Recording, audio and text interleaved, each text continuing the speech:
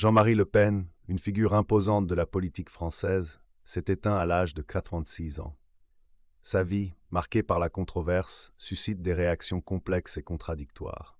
Au-delà des polémiques, il est essentiel d'analyser l'impact durable de sa carrière politique sur le paysage français et européen. Le Pen, issu d'une Bretagne modeste, a été marqué dès son plus jeune âge par la perte de son père, marin-pêcheur, victime d'une mine pendant la Seconde Guerre mondiale. Élevé comme pupille de la nation, il développe très tôt un fort sentiment patriotique qui influencera profondément sa trajectoire politique. Son service militaire, notamment son engagement volontaire pendant la guerre d'Algérie, est une période clé pour comprendre la formation de sa pensée. Les allégations de torture pendant la bataille d'Alger, même si contestées et nuancées par certains biographes, collent à son image et contribuent à forger sa réputation d'homme controversé.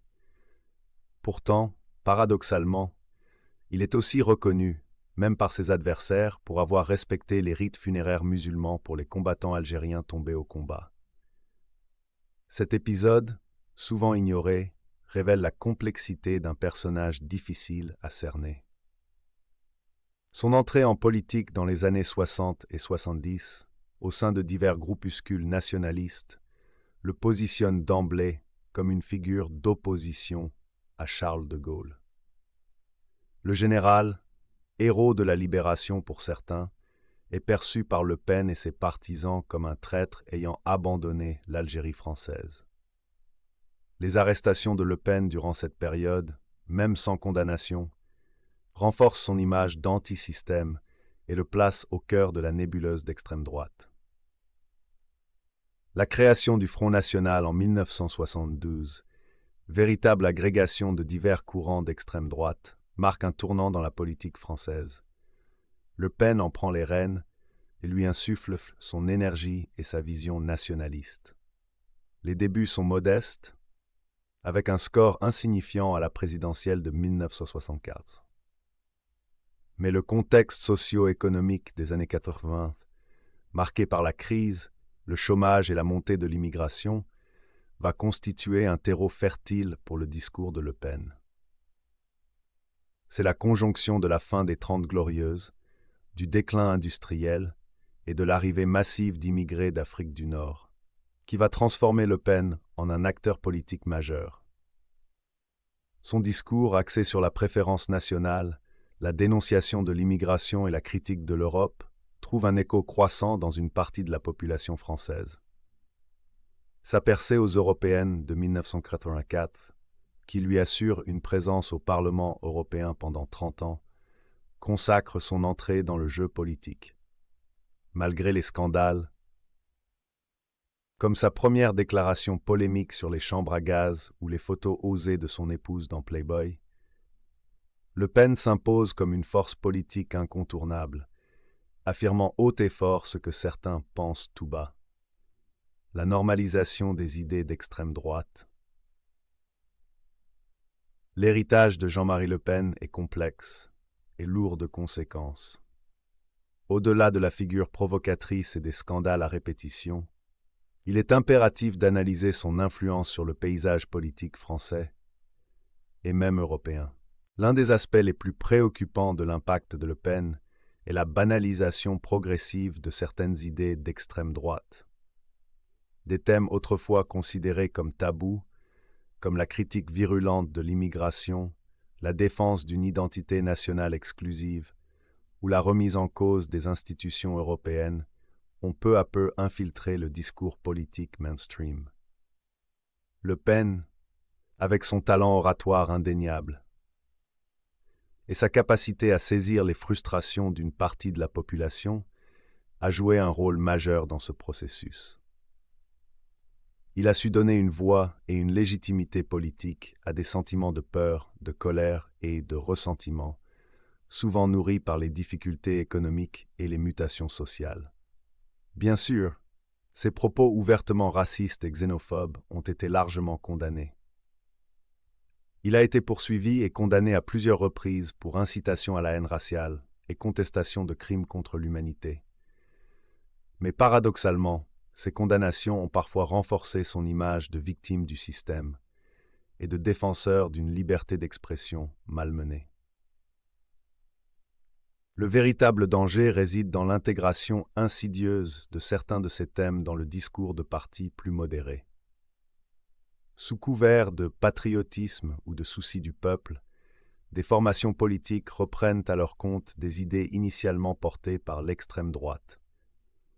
Le débat sur l'immigration, par exemple, s'est radicalisé au fil des années, reprenant des arguments et des rhétoriques proches de celles de Le Pen. Ce phénomène de dédiabolisation de l'extrême droite, initié en partie par sa fille Marine Le Pen, pose de sérieuses questions sur l'avenir de la démocratie. Quand les idées extrêmes se normalisent, il devient plus difficile de les combattre et de protéger les valeurs fondamentales de tolérance, d'égalité et de respect des droits humains. La vigilance et l'analyse critique sont donc plus que jamais nécessaires. Jean-Marie Le Pen, au-delà de ses idées politiques, a maîtrisé l'art de la provocation et de la manipulation des émotions.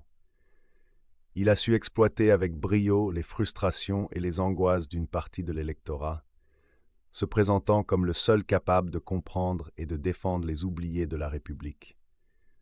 Son style oratoire, théâtral et souvent outrancier, était parfaitement calibré pour capter l'attention. Il n'hésitait pas à forcer le trait, à utiliser des formules chocs et des hyperboles pour marquer les esprits et susciter l'émotion.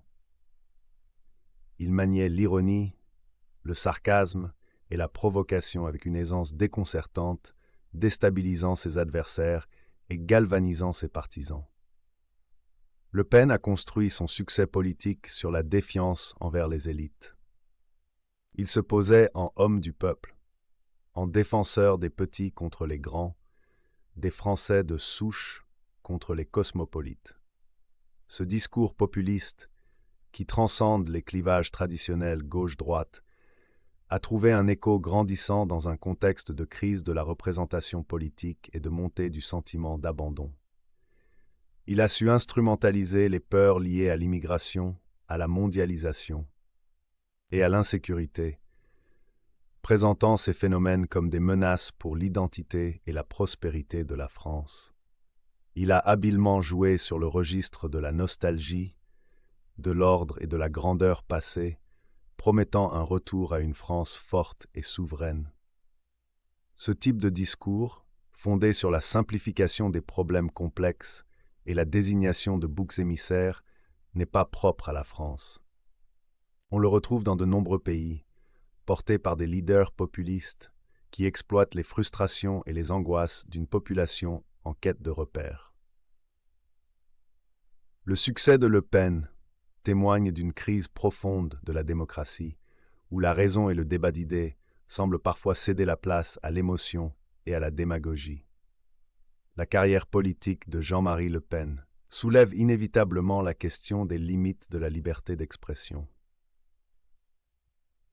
Condamné à de multiples reprises pour incitation à la haine raciale, négationnisme et autres propos outranciers, il a constamment repoussé les limites du politiquement correct. Comment un homme politique, condamné par la justice pour des propos aussi graves, a-t-il pu se maintenir aussi longtemps sur la scène publique et conserver une influence aussi importante? C'est une question cruciale qui interroge le fonctionnement même de nos démocraties. D'un côté, la liberté d'expression est un principe fondamental consacré par les textes internationaux et les constitutions nationales. Elle garantit à chacun le droit d'exprimer ses opinions, même si elles sont choquantes ou impopulaires. C'est un rempart essentiel contre la censure et l'arbitraire. De l'autre, cette liberté n'est pas absolue. Elle trouve ses limites dans le respect des droits d'autrui. L'incitation à la haine, la diffamation et l'apologie de crimes contre l'humanité sont des délits punis par la loi. L'équilibre entre liberté d'expression et protection contre les discours haineux est donc délicat et complexe à trouver. Le cas Le Pen est emblématique de cette tension. Ses partisans, y voyaient l'expression d'une vérité que les autres n'osaient pas dire. Une forme de franc-parler salutaire. Ses détracteurs, au contraire, dénonçaient des propos irresponsables et dangereux, susceptibles d'attiser les tensions et les discriminations. La justice française, à travers ses condamnations, a sanctionné les dérapages de Le Pen. Mais ces condamnations, paradoxalement, ne l'ont pas empêché de poursuivre sa carrière politique et de conserver un noyau de fidèles. Cela interroge sur l'efficacité des sanctions et sur les moyens de lutter contre les discours extrémistes dans le cadre d'un État de droit. Merci beaucoup d'avoir regardé. Si vous avez aimé cette vidéo, n'oubliez pas de mettre un pouce bleu et de vous abonner pour plus de contenu comme celui-ci. J'adore lire vos commentaires, alors n'hésitez pas à en laisser un en dessous pour continuer la discussion. Partagez cette vidéo avec vos amis pour faire passer le message. À la prochaine.